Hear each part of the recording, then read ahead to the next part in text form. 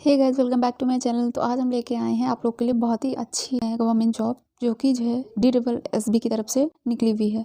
ये जो है PGT पोस्ट पे है, टीचर की वैकेंसी है। तो चलिए आज इस नोटिफिकेशन में देख लेते हैं कि क्या क्या एलिजिबिलिटी है और क्या पोस्ट, कितनी पोस्ट निकली हैं, कौन कौन से सब्जेक्ट में। ये सभी जानकारी आपको मिलने वाली है और क्या सैलरी रहने वाली है। तो लास्ट तक मेरे वीडियो में बने रहें। तो सबसे पहले तो मेरे चैनल को सब्सक्राइब कर लें। तो देखते हैं, चलिए ये फॉर्म कब से आप लोग अप्लाई कर सकते हैं। डेट जो है आपकी 9 जनवरी से आपके फॉर्म अप्लाई होना शुरू हो जाएंगे और 7 फरवरी तक आपके फॉर्म अप्लाई होंगे। तो इसमें जो है जनरल कैटेगरी और OBC के 100 रुपये आपकी जो है फॉर्म फीस है। फीमेल की आप लोग की 0 है।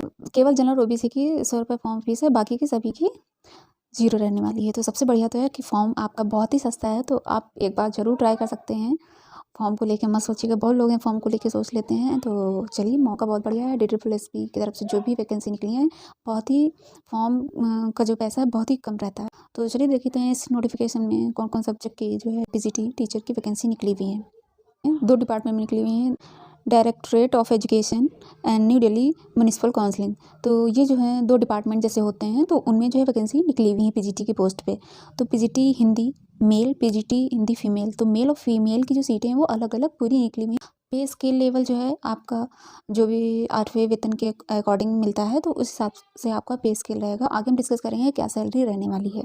तो इसमें आप देख सकते हैं कि किस में सीटें निकली हुई हैं, ST में, UR में। तो ये पूरी डिटेल नोटिफिकेशन में आप दे सकते हैं कौन सी सीट कितनी है, तो उस हिसाब से फॉर्म को फिल कर सकते हैं। ये PGT मैथ मेल की जॉब निकली हुई है और इधर फीमेल की। तो ये सभी मेल फीमेल पूरी क्राइटेरिया पूरा अलग अलग डिवाइड करके दिया हुआ है। कितनी पोस्टें हैं ये सब पूरा डिटेल से लिखा हुआ है। तो आप इस नोटिफिकेशन में आप अच्छे से रीड कर सकते हैं कितनी पोस्टें निकली हैं। ये देखिए, केमिस्ट्री की निकली हुई है, बायो की निकली है, इकोनॉमिक्स की निकली है, और कॉमर्स की निकली, हिस्ट्री की निकली हैं, ज्योग्राफी की निकली हैं। लगभग सभी सब्जेक्टों की जो है आपकी PGT की पोस्ट पे वैकेंसी निकली हुई है। ज्योग्राफी निकली है, ये देखिए पॉलिटिकल साइंस भी निकली है, मेल फीमेल सभी की सोशोलॉजी निकली है। और देख लेते हैं किसमें, फिजिकल एजुकेशन में भी आपकी वैकेंसी निकली हुई है और होम साइंस में निकली हैं।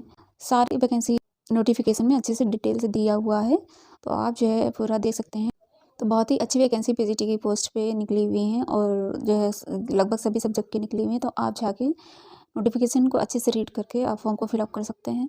यहाँ देखिए जैसे है कि ये जो PGT हिंदी की पोस्ट निकली हुई है, इसमें एलिजिबिलिटी के क्राइटेरिया क्या रहेगी, पूरा दिया गया है कि मास्टर डिग्री होना चाहिए इक्विवेलेंट सब्जेक्ट के द्वारा। जैसे हिंदी से आपको करना है तो हिंदी आपने मास्टर में पढ़ा हुआ हो, और डिग्री इन एजुकेशन आपका B.Ed होना चाहिए। ठीक है, आपका B.Ed होना चाहिए, DLED नहीं चलेगा। आपके PGT के पोस्ट में वैसे भी DLED नहीं चलता है, तो आपको होना चाहिए B.Ed होना चाहिए।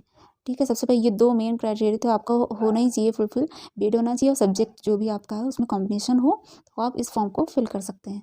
तो इसी तरह सभी का जो है दिया हुआ है, और इसमें पे स्केल बहुत ही अच्छा है। पे स्केल ये देखिए 47,600 से शुरू है और 1,51,100 के करीब आपको मिल सकता है, बढ़ेगा जब।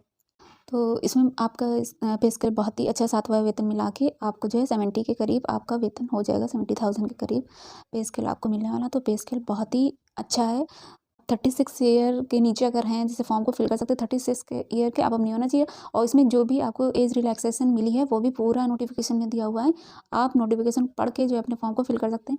ये देखिए सभी सब्जेक्ट का जो है सब्जेक्ट कॉम्बिनेशन दिया हुआ है कि क्या क्या एलिजिबिलिटी क्राइटेरिया लगेगी, पूरे नोटिफिकेशन में आपको दिया हुआ है। तो आप अच्छे से पूरा नोटिफिकेशन रीड करिए और फॉर्म को फिल करिए ज़रूर। सभी चीज़ें पूरे फॉर्म में दी हुई हैं। ये देखिए सभी का सब्जेक्ट का एलिजिबिलिटी क्राइटेरिया आपको दिया हुआ है। नोटिफिकेशन बहुत बड़ा है, अगर हम पूरा पढ़ के आपको सुनाएंगे तो बहुत ही लंबी वीडियो बन जाएगी, बाकी आप लोग भाग जाएंगे देखेंगे भी नहीं वीडियो को। चलिए देखते इस नोटिफिकेशन में कोई इंपॉर्टेंट है तो वो मैं आपको बता देती हूँ। जो डिसेबल पर्सन है उनके लिए भी सारी चीज़ें बातें इसमें लिखी हुई हैं, तो आप लोग अपना देख लेंगे, क्योंकि उसी हिसाब से उन लोग को छूट मिलती है थोड़ी सी।